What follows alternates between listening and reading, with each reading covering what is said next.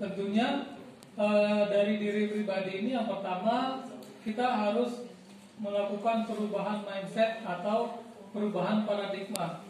Di mana pada perubahan paradigma ini salah seorang penulis yang bernama Stephen F. Covey mengatakan bahwa bila kita ingin membuat kemajuan perlahan, sedikit-sedikit ubahlah sikap atau perilaku Anda. Namun bila kita ingin memperbaiki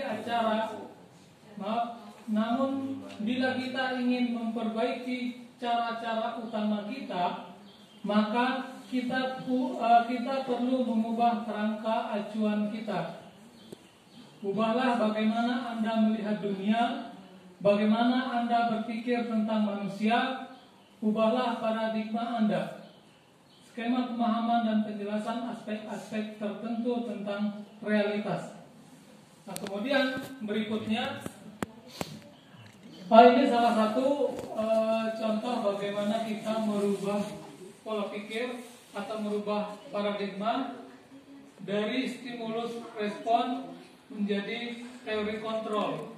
Kalau yang selama ini kita berpikir realitas kita sama, realitas atau memiliki gambaran yang berbeda. Berikutnya, kita mencoba mengubah orang agar berpandangan sama dengan kita. Namun, hal tersebut akan dirubah menjadi kita berusaha memahami pandangan orang lain tentang dunia. Ya, itu saja. Saya lanjut.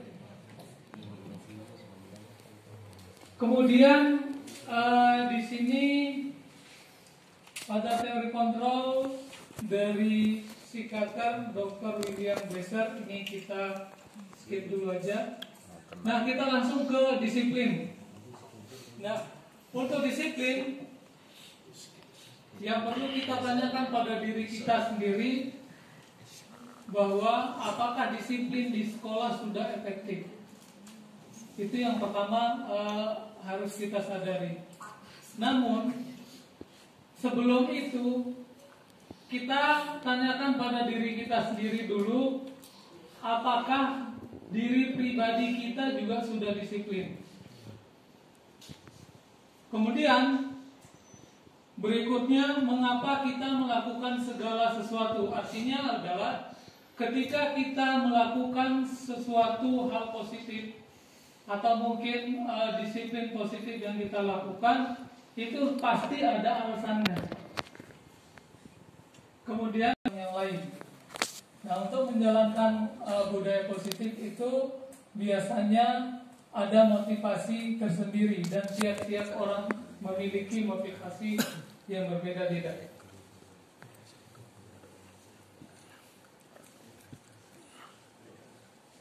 Tinggi memiliki alasan tersendiri sehingga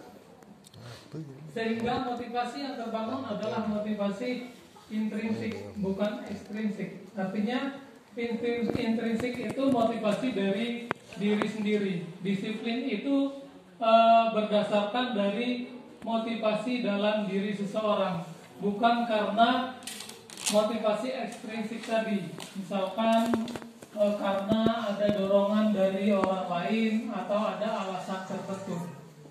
Sehingga disiplin dapat diartikan sebagai ketaatan dan kepatuhan terhadap nilai yang dipercaya dan menjadi tanggung jawabnya. Apa motivasi perilaku manusia? Ada berapa hal yang terkait ini yang disampaikan oleh seorang penulis dari Busan pada bukunya, dalam bukunya yang berjudul Constructing School Discipline. Dia mengatakan bahwa orang melakukan atau motivasi orang menjalankan disiplin yang pertama untuk menghindari ketidaknyamanan atau hukuman. Biasanya kita kalau berdisiplin, menjalankan disiplin itu terkadang karena takut hukuman, takut mendapatkan perlakuan yang tidak nyaman. Biasanya itu salah satu alasan. Kemudian yang kedua, seperti yang saya sampaikan tadi, bahwa terkadang juga orang berdisiplin atau menjalankan disiplin itu karena adanya imbalan atau suatu penghargaan. Jadi kalau nanti nggak ada imbalan, ya nggak disiplin lagi. Kemudian yang ketiga, orang berdisiplin itu biasanya karena mereka menginginkan apa yang ingin mencapai apa yang mereka cita-citakan, atau menghargai diri sendiri dengan nilai-nilai yang mereka percaya. Nah, terkait dengan disiplin juga ada yang disebut dengan kebutuhan dasar manusia. Di dalam kita menjalankan peraturan, biasanya tidak sedikit yang melanggar peraturan tersebut. Namun hal tersebut biasanya juga tergantung dari kebutuhan. Jadi alasan-alasan orang menjalankan atau tidak menjalankan disiplin biasanya yang pertama karena kebutuhan bertahan hidup. Nah, jadi orang-orang baik itu melanggar disiplin atau menjalankan disiplin biasanya untuk memenuhi kebutuhan dasarnya sendiri. Yang pertama tadi kebutuhan bertahan hidup, itu termasuk ke dalam kesehatan, tempat tinggal, makanan, rasa aman dan seterusnya. Contohnya tadi menjalankan disiplin karena rasa aman, berarti ya memang itu kebutuhan dasar manusia. Kemudian yang kedua,